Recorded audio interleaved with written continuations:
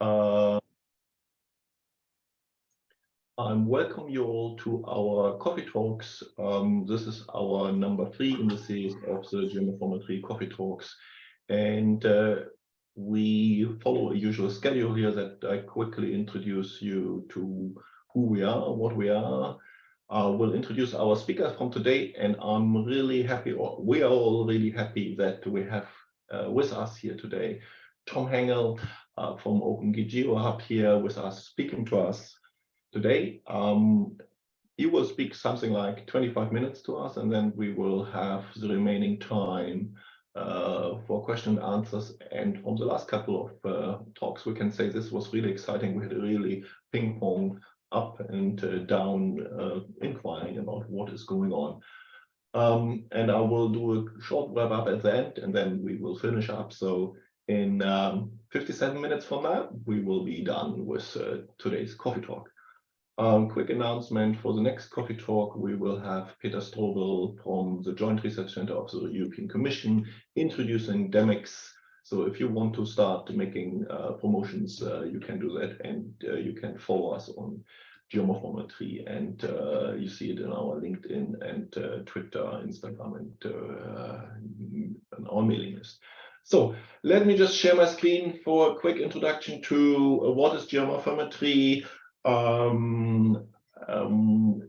Where the society exists already a couple of years. We are interested in quantitative land surface analysis. We are non-commercial, non-governmental association of researchers, practitioners, experts, which are working on understanding digital elevation models. Let's put it that way. You see here our objectives. You can follow us in person in our conferences. We have organizing sessions at the EGU or AGU if you want to come there, and you can follow us virtually. So if you do so, please do, so we get more promotions there. We have started with the coffee talks recently, and because we realized from the board, and we have a couple of board members today here also in the coffee talk, we wanted to have a little bit more exchange in between our biannual conferences to get us involved with each other, to discuss, exchange knowledge, ideas, and move forward in the field. And we will see something like 20 minutes, 25 minutes presentations each time, so we can discuss that afterwards, as already introduced. And the last bit for this introduction here now is we have our this year's conferences in Iași in Romania. The EasyChair submission is open as in the previous years, and we have extended the 4-page abstracts, and this is already extended from the previous time. So you still have 15 days or 14 days until the 15th of February 2023, we should say it, and not 2022. I see we have a spelling here, but I mean, that's fine to submit your abstracts. And then we hope to see you from the 10th and 14th of July 2023 in. So with that one, I'm stopping here my presentation, and I stop share. Thank you. I would like to introduce to you our colleague Tom Hengel. I think it's quite well known in the community. He has over 20 years experience in the field, worked with now his own association company, OpenEO GeoHub, is experienced in spatial predictions, and some of you know him quite well, as Tom and myself, we are the editors of the Geomorphometry book. And that's for today. We would like to hear from him in this talk here about cloud services for global elevation data and seamless geomorphometric analysis. And with that one, Tommy, welcome to our coffee talk. And I hope you all have a coffee or some drink with you to drink it now. And I please share your link, and off you go with your presentation. All right, thank you. If you see my screen, I've sent a link to my Mastodon. So if you have some questions and if you want to post publicly, you can post on the Mastodon. I migrated from Twitter, fortunately, but if you're a Mastodon user, please, you can comment publicly, or you can ask here questions internally. Okay, so I will use the 25 minutes. We've been doing some work, and we got some results, and we're very excited to show you some exclusive results. I will post also some links to some publications we have in datasets.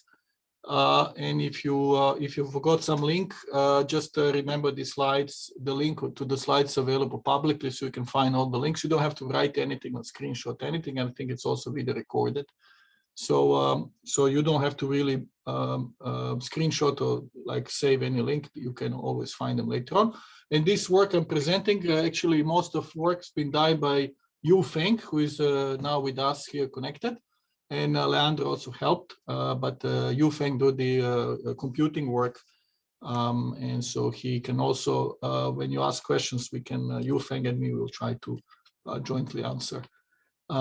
Just to start with, I'm very excited about anything that has to do with relief. And I find, remember back in Hannes and me, when we were doing the book, we had this in the book, I think somewhere at the beginning, we said relief makes happy. This is a mixture visualizing topographic index and eastness. And then this picture is just visualizing elevation. And you see, like, I find it also sometimes can be very dramatic. Relief is a dramatic thing, and you get these amazing patterns. And so it's very inspiring. Geomorphometry is a field. And I just want to show this. This is way back in 2006. Hannes and me trying together. And some of the people are still here. And I think are now connected. Yeah, we all slowly turning gray now. It's soon it will be 20 years from the book. And I heard that Hannes is trying to organize the second edition, so I really support that. Yes, it used to be a small group, and then what you notice also with geomorphometrists, so it used to be a small group, but the Hannes now tells me there's 100 people subscribe for this seminar, so I see that it's really now significant in volume. And these are the pictures back in 2006, and I always like to show that how geomorphometrists, they're excited about relief. So they usually use the hand to display some of the, visualize some hydrological processes, and there was also some uncertainty movements of hands, and everywhere we go, by the way, everywhere we go, geomorphometrists, we look for like some models of terrain. So there was this thing in Plasencia, we managed to find 2 models of terrain, the physical models of terrain. I think that the only 2 models in Plasencia, so but we managed to find them, and so we got again very excited. So fast forward 2023. We started 6 months ago this project called OpenEO Monitor, and I'm actually the project lead. It's funded by the European Union, and you can read about it on this URL. But inside this OpenEO Monitor, it's a big project with 100 participants almost. But inside this project, we have a one use case, something I wanted to do for a long time, and now we finally have a dedicated time, and we have a team to build an open global topographic and hydrological services. And to do that, to build this topographic hydrological services, we need, of course, a DTM, and we need the best possible DTM. And so what I'm going to talk about is how to build a best possible DTM, which I also call ensemble DTM. And we want to do it globally at 30 meters. And once we do that, the second phase will be to derive the morphometric hydrological variables. And then we want to make this available through OpenLandMap, so very easily to access and for anybody in the world to use. In the meantime, we would like to collect some feedback, and we would like to see if anybody is excited about this, so you can maybe join this initiative and help us. We in general, OpenGeoHub, our main mission is to help build open development communities. So we look forward to your feedback after this talk. Just a bit more about OpenNet Monitor. This is the technology basically of OpenNet Monitor. So you see the word like stack, Cloud-Optimized GeoTIFF, OpenEO platform, EcoData Cube. So these are the technologies more or less we use, and they will come up in my slides. There's also a report on the first event that we organized, so you can read about some conclusions, what we picked up as the some of the key conclusions in the discussion during the launch of the project. One of the big inspiration for this OpenNet Monitor project is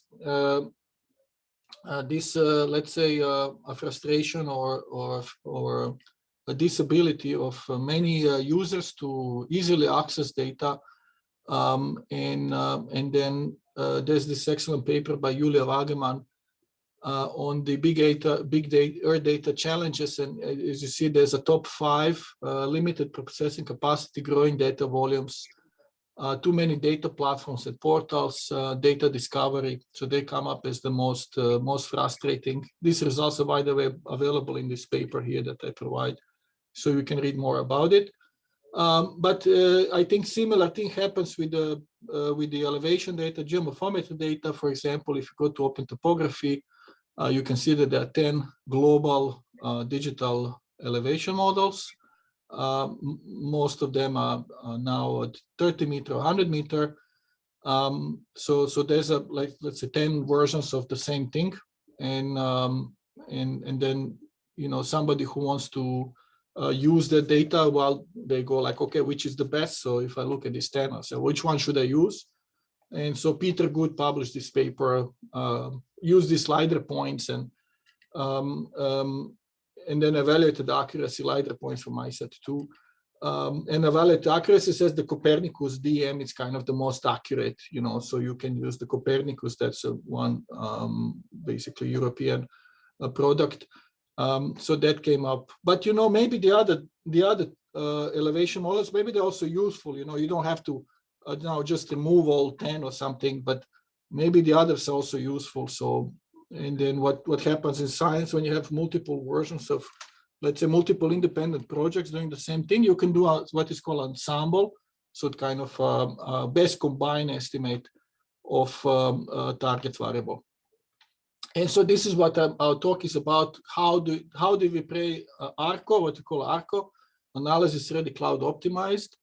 How did we prepare like a DTM that we think it's an ensemble and it's the best, most correct and most current and most complete and consistent product?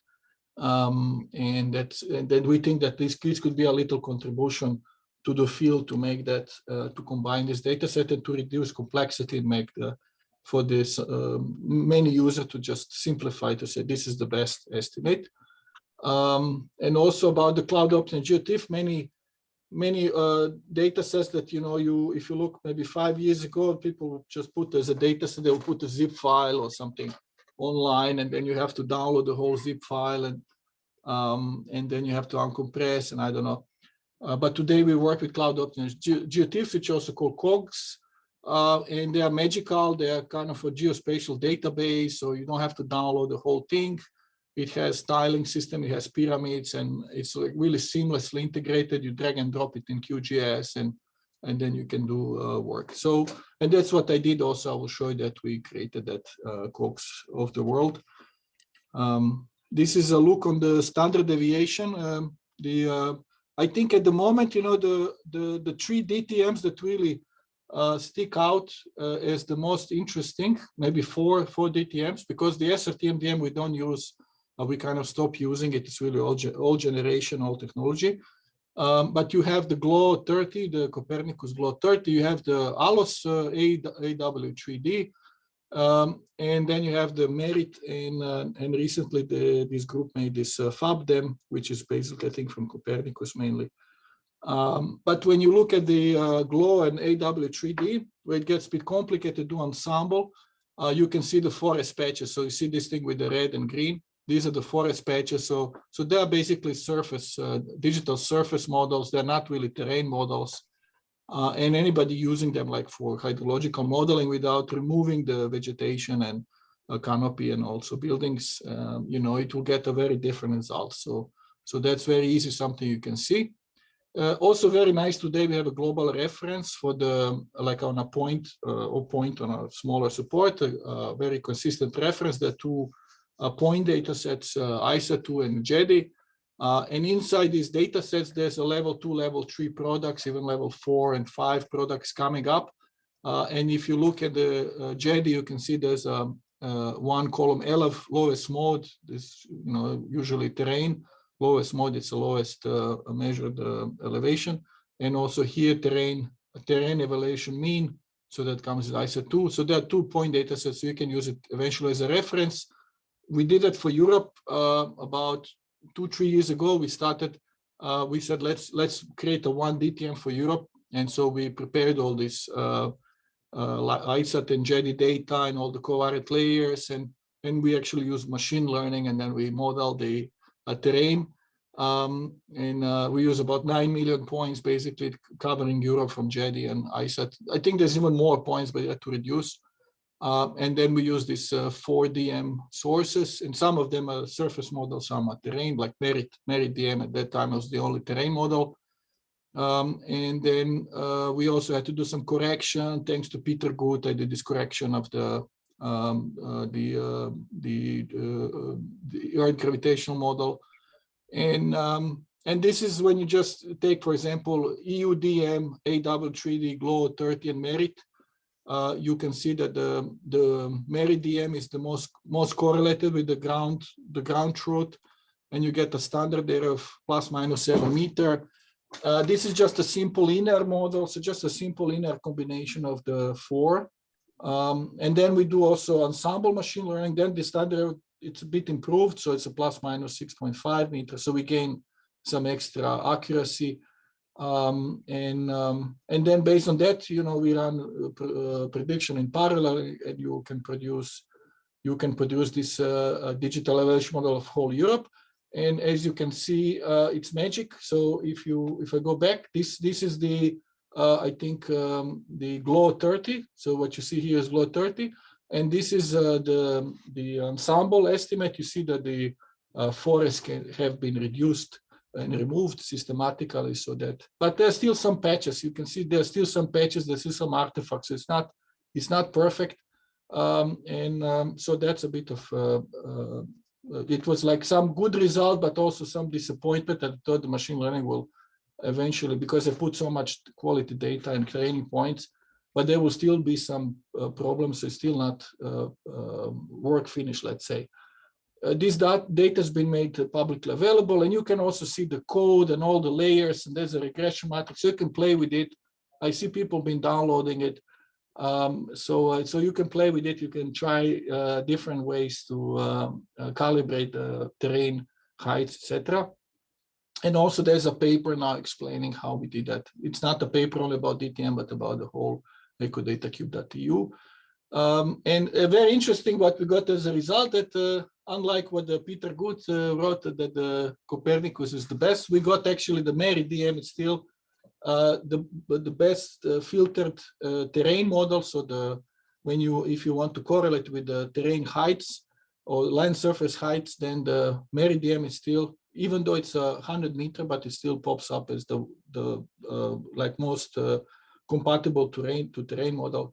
And also what's very nice with this ensemble machine learning, we get for the almost 67% of pixel, we get an error of ±1 to 2 meters. So it's quite accurate actually when you compare it to, I don't know, SRTM that used to have like a 12 or 15 meter error.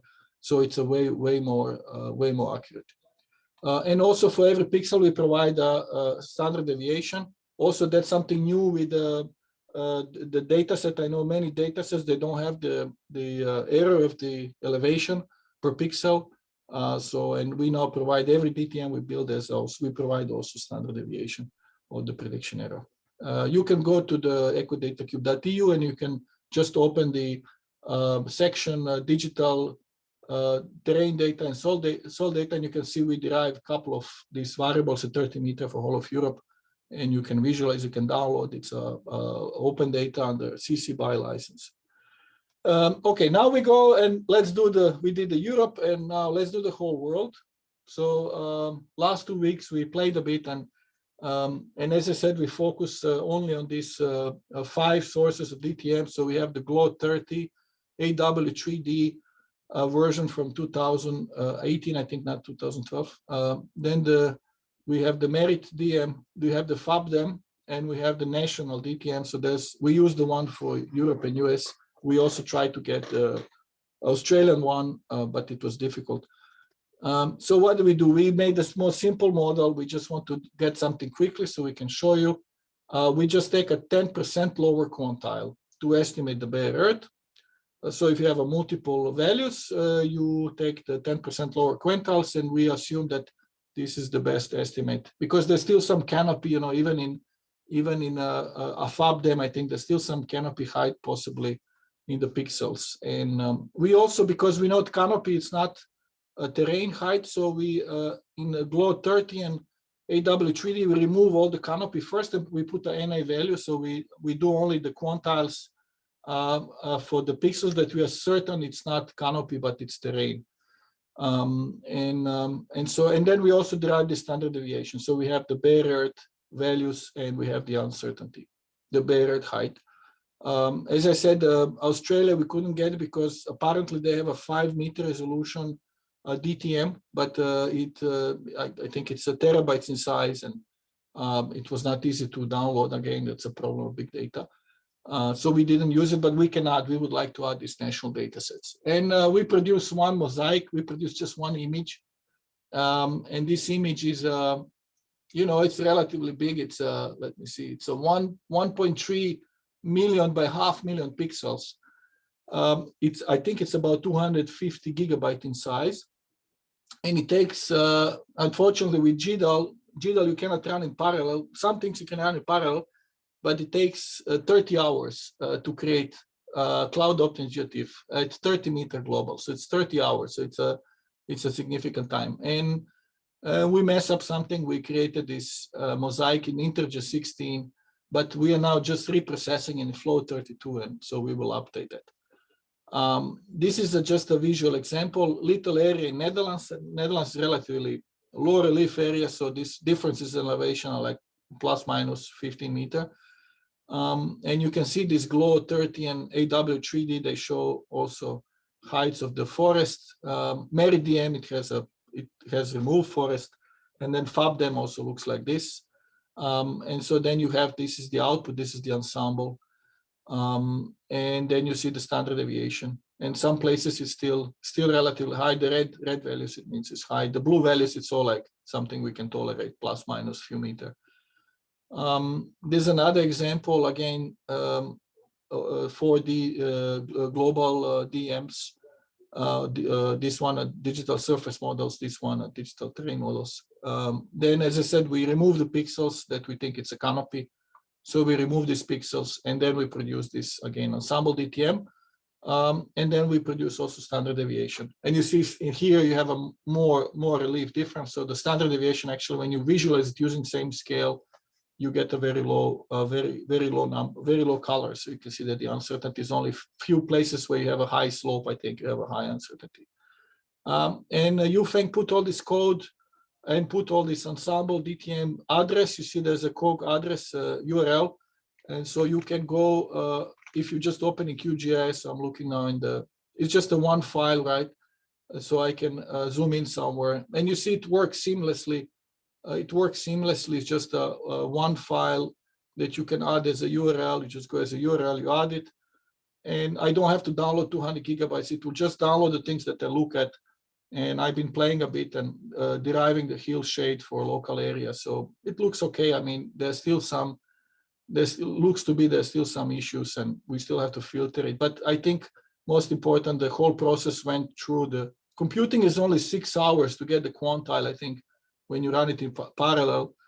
And of course, we run it by tile. We have 30 by 30 kilometer tiles. And so we run it in parallel, and then it's in about 6 hours. But as I said, to generate the Cloud-Optimized GeoTIFF, unfortunately, GDAL still needs much more time to crunch it, so it's almost 30 hours.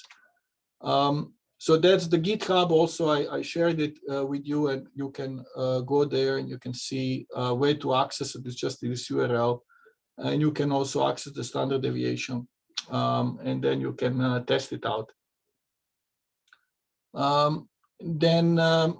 When you want to derive this hill shade, you have to crop. You cannot derive hill shade of the whole thing. That, I mean, if you try to do it on your desktop, it's going to crash it, because one more time the whole image is about 200 gigabyte. So you have to crop some area, and then derive, for example, a hill shade, or do some hydrological modeling and see what you get, and tell us about it. So we just started. Really, nothing is yet finished, and I think we can still look at this using the ICESat and the GEDI data to maybe incorporate it in the modeling. But for now, quick and dirty, we just derived this 10% lower quantile, and we can see the standard deviation map. So we understand where the problems are, and we would like to now get the best data also from countries, and also add it to this ensembling. And then we would like to host this data on openlandmap.org and make it available publicly without restrictions, so really open data. Then I'm in contact with Giuseppe Amatulli and his colleagues, and they derived this 90-meter resolution terrain attributes of the world. We could do it now at 30-meter, and also he did this hydrography 90-meter. That was quite computational, but we could do it also at 30-meter derived. Not maybe everything, but maybe a selection of parameters and derive it. And you can watch also Giuseppe's talk. He was just here in Wageningen about 2 months ago. So there is his talk on the hydrography 90-meter, and there's also a very interesting discussion. If you're interested, you just go to the YouTube channel, you can watch. This is the I have to go next one. So that's more or less it about the work we did. And as I said, you can go to the GitHub, you can open this layer, and you can try testing it for your area, see if you discover some artifacts or something. Otherwise, we will just keep on updating. The file name will stay the same for the first version. So we'll just keep on updating. You only have to have that URL of the file, which is on the GitHub, and then you can test and derive things. And I also recommend doing hydrological modeling, hydrological analysis, to see if you discover something. And we might make a publication about it. So at the moment, we don't have it for global, but we might make it. And there's some Q&A.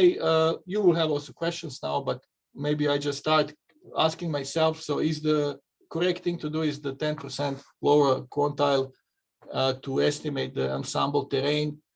And sometimes we have only one layer with the values. So how do you calculate the standard deviation when you have only one layer? And there's also, when we put these national DTMs, we could have this jump in values. So mosaicing national DTMs, could get complicated. And so this is an example with the MERITDEM, GLO-30 and FABDEM. The GLO-30 doesn't have data for Azerbaijan. So basically we don't have the terrain data, but MERIT is the only actually terrain data. And so, and also luckily there's not so much canopy, but these are like some illustrations of the problems you have. And please come to our conference in Bolzano in September, 4 to 8 September, called Open Earth Monitor Global Workshop. It's a 1-week event, so please come. This is the URL. So if you, there will be many global data sets that we'll be publishing, and we'll have workshops on global data sets. So please come to our conference if you are thinking about, if you're outside of Europe or inside Europe. And if you're thinking about some open data conference, please come to Open Earth Monitor. And with this thing, I finish my talk. Hannes, I pass it on to you. Thank you, Tom. Really interesting presentation, especially if you really impressive results as well. Congratulations to you and your team, all who have worked on that one. I open up the floor to the audience for questions. Who would like to have the floor? Giuseppe? Who else? Hi, Tom. Hi, everybody. Can you hear me? Yes? Yeah, it's a little bit noise. So I would say, Tom, are you using GEDI version 2? Because I know that they've been correcting several displacement in the accuracy of the point. Also focus also on the, if you didn't do it, in the power beam, different kind of impulse, and because each one has a different accuracy in the GEDI power beam laser point. Yeah, I didn't know about it, but thanks for letting me know about it. But send the URL if you in the chat, and we will make sure we use the you said it's version 2, right? Version 2, yeah. Yeah. Has been how old is it? How old is the version 2? Because it's been corrected. There was a 30 meter shift. Yeah, no, please send me the URL and we will incorporate it. And then there are different quality centered inside to each single power beam of the laser that you need to consider. I will. Okay. And Giuseppe, question for you. Is your code for the geomorpho I think it's the whole code is on GitHub, right? Yeah, for the geomorpho it's quite straight to go because you can do it at tiling level. Rather will be more complicated for hydrography 90 hydrological layer because you have to do in different tile system to include the basin size. So that one. Okay, let's do it together, Giuseppe. Okay. Let's do it together. Okay. Thanks, Giuseppe. Someone else would like to have the floor. I don't know. I'm just looking who has raised his hand or come up online. Lawrence, I saw your picture showing up. You want to talk from your FabDem experience to that one? Yeah, hi. Thanks for the presentation. It was really, really interesting and well done in your work. I'm just wondering, I've got two kind of questions. What's your plans for getting rid of some of the artifacts? Are you going to look into more image processing, image filters? And the second question is, what's your plan for QCing the data? So what we did is basically release it and kind of let users find the problems, or are you going to kind of do it in-house and then release at a later stage? Yes, thank you. I think you're the team of the FabDem, right? That's correct, yeah. So yeah, I have a question for you, by the way. But let's go first. I try to answer. The artifacts, yeah, we don't have a capacity to like open every tile and visually, manually fix things. So we can only do fixes by code. And we are hoping to incorporate this, the best quality ICESat and GEDI data, and then use that really through machine learning framework to increase the quality of the ensemble estimate. And at the moment, I think we will go through GitHub. So we want the people, if they use it, so the link I send you on GitHub, if you have an issue, then open an issue on our GitHub on OpenLandMap. So we want to use a GitHub to resolve it. So it will be public process. You know, we are non-for-profit. We are not a company or anything like that. We're really just interested to make the best, most usable open data. And my question to you is, your FabDem is a NC license, and we would like to release the ensemble model as a CC BY, so open data license. And so my question to you or your boss is, if you will have an issue with that. If you do have an issue, then we will remove it from the modeling. Of course, it's no problem. Yeah, yeah. Maybe I'll send you an email about that. That sort of stuff's over my head. Yes, sort of thing. But there is that's where the copyright laws get complicated. Like, yeah, very much so. We don't use your FabDem, you know, as a just slope or something. You know, we use it. We combine it with all these other data sources, and so we just use it. We remix it, let's say. So, And so, and I know that your license is, you don't have an ND license, so non-derivative. So I think license allows that you do processing, but please check, if you have an issue, that we release this as open data, and just let us know. If there's an issue, that's no problem. We just remove it from the workflow, and we will just use the open data layer. So the GLO-30 and the AW3D and MERITDEM.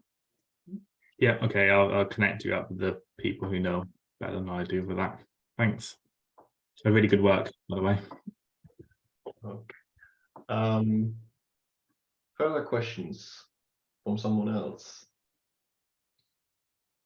I have maybe a response to your question number 3, or your issue number 3, which you put up, Tom, was how to treat the difference between the different national digital elevation models, which has 2 ways, which I was wondering, how did you treat all the digital elevation models to bring them to the same projection and also to the same geoid?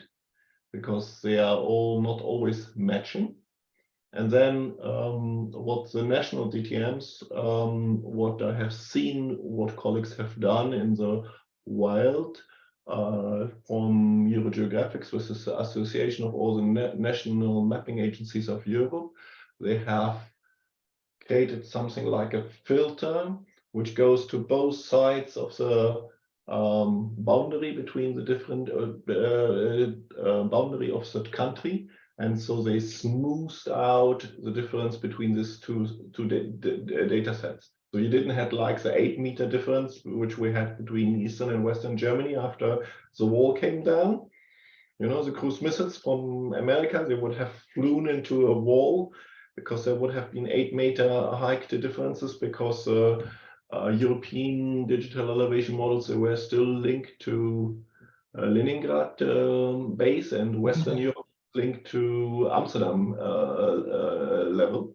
So yeah, I think I was maybe a bit too ambitious, but I wrote national DTM. But when I think about it, I mean, we would only really like to have like continental DTMs, like a Europe, North America, or like a Canada, US. So to go, we don't have a capacity to do like every country, But yeah, if the users, contributors, let's say, if they have national DTMs and if they solve problems and bring the DTM to the reference, the international reference, like WGS 84, then it's easy for us to incorporate it, right? But at the moment, maybe I was too ambitious to say that we will do all the national DTMs. So maybe just for the, Australia has a high quality and it's open data, but we couldn't download it. We didn't have time to download it. It's too large. And then US, it has this NAD, how's it called? And then Europe, we also made this European DTM. And let's say probably there's something for Africa. So we are hoping to get like a continental scale, improve DTMs. But maybe I was too ambitious to say national. So maybe I take it back. Hannes. Hey, Tom, this is Sam. Maybe you guys already talked about this, but and you did just mention the US. So the 3-depth, we do have data that cross into Mexico and Canada for some of those layers. So we dealt with the issues of how do you merge at the border. So that might be something that you want to reach out to me about directly, because I was in charge of the project to get, for 3-depth to get it started. And we can talk about sort of the process that went into that and where we're going with that. Fantastic, thank you. Yes, can you provide the link, maybe just so I know what you're talking about? Just provide the link of this North American model. I know the US is like, I think it's the ideal case, because it's like there's a national data set, and it's almost the size of continent, and it's I think 5-meter resolution now, and and it's really proper terrain model. So that's the best case. So there's no point to use, I think, GLO or the AW3D for US and all these places that have like this really filtered and quality controlled. We would just like to use that one, you know, that's the best version. There's a new question, Cheng Zi. Hi, thank you. Hi, Tom. Very good job, and thank you for your presentation. Actually, I have a point I want to make clear related to the first question, because it seems you're talking about you used 10% lower quantile aggregation from 4 DTM source. So I'm not quite sure here the 10% quantile for aggregation is for each cell. It's about multiple machine learning classifier prediction to aggregate or for like a local window for such aggregation. Yes, this is done per tile. This is done per tile, and this is super simple, but it still takes, you know, 8 hours to compute whole world. So it is still computational, but it's because we're just starting this. We're just starting to build this global ensemble model, and we just wanted to have something also for this session, you know, that's complete and you can use it and test it. But it's the most, let's say, very oversimplified approach. The right thing to do will be to take what we did for Europe, the complete framework, and do the machine learning. And we might do it for the whole world. So I think probably you get a better, much more of the data, and you then can maybe solve a bit better these problems of canopy. So just take it as this is just it's not, you know, this talk, it's just to start something. It's not here we make an ensemble DTM and go and use it. It's just, we're just starting something, and because we are open GeoHub, you know, we will do it transparent way. So we won't do it like behind the closed door. We open the door and we say, we start doing this now, so you know.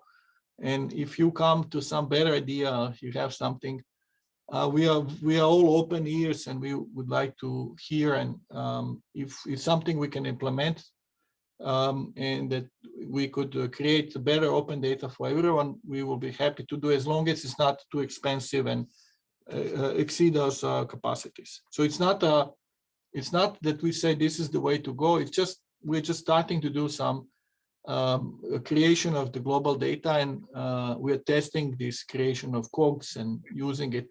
So it's just a start, really. You should just take it like that. Mhm. Okay. And also, you mentioned about currently you make such a training for continental by continental, especially for Europe. Does this mean that you train machine learning for the whole European? Right? Yes, Or Europe we did machine learning, and we did it for whole Europe. Yes, and you can read about it in that paper. It's in the slides.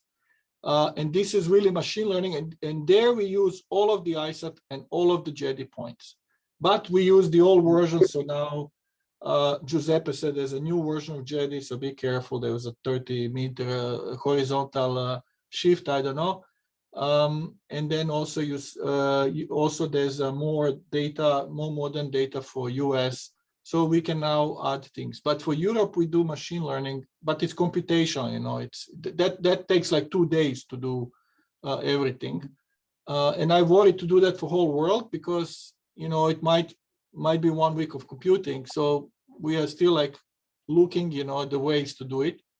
But probably the best way to do is to use the ICESat and the GEDI together. ICESat is a better quality data. But then to use this data to do machine learning, and then to do the final output.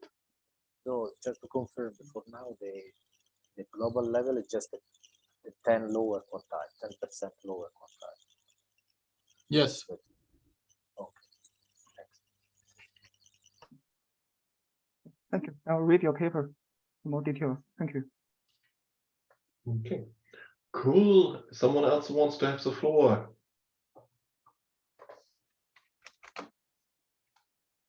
I'm just copying all these URLs I got from people. Thank you so much. You're welcome. This is a point why we have this exchanges, because I think it's really good that the global brain drain comes together here, and everybody can shoot in or drop his idea, and we're all moving forward the whole field together. You know, we're connecting the right people. This is exactly what we want to achieve with the Geomorphometry Coffee Talk. If no one else wants to have the floor, sorry, I don't see anyone hands up. Someone else? John, Carlos, Vince, I don't know. Martin, Yamashita, Murat, Zilian, Yun, please speak up. It's Ishani, Junko. I mean, if someone wants to have the floor, please. No. Hannes, I get the opportunity to say thanks for the invitation. I will send you my summary for the talk for the hydrography 19, so we can schedule an appointment. We can schedule an appointment. I mean, the talk around April or May when there is some seats. So it's still on my agenda to do the abstract and send to you. And also, I want to sponsor the summer school that we are going to start in 1 month. In geocomputation and machine learning, that is taking 2 months of full online. So you really grasp all the techniques that Tom was presenting and all the GDAL and PK tools, GRASS and so on, that can be useful. You can see the information in spatialecology.net. So please forward it towards your network, because it's an amazing opportunity for, especially for PhD and postdoc entry in the geospatial big data, massive processing. Okay, that's it from my side. Okay, thanks Giuseppe for that one. Noted. You will be, you might come only after the summer, Giuseppe. Sorry, we have Peter Strobel lined up next one, and afterwards is Italian, another Italian colleague. Sorry, Massi, exactly. And then you are coming. Then, because then we have summer break, we have a Geomorphometry conference, and you will come after. So if I see no more hands up, let me wrap up.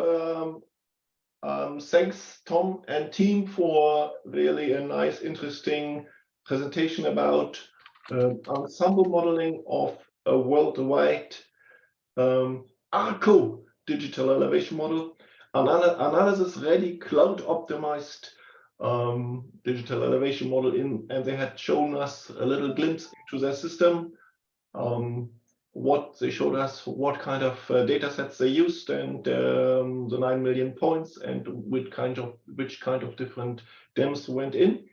And I think they put out their request to comments and shared their code as in usual good OpenGeo hub style. We really appreciate that one.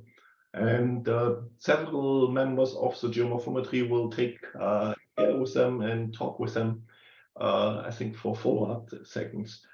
With that one, I think we close for today, I would say. If no one else just the one thing, when is the deadline for the Geomorphometry 2023? 15th, sorry, we just changed it. Sorry, 15th of February, was it correct? 15th of February. Yeah. Okay, so 15th of February for the abstracts. Exactly, 4-page abstract, 300-word summary, or 400-word summary, sorry, and 4 pages extended abstract is due. And please don't come on the last day. Yes, that's for everyone. And we all look forward to see you in Yasi, and especially our local organizer there. Okay, with that one. Nice to see everyone. Nice to see everyone. See you on the conference, see you in the literature. Okay. And on GitHub. See you later. Thanks, everyone. Bye. Bye. Take care, everyone. Enjoyable as always. Okay, thanks, John. Bye-bye.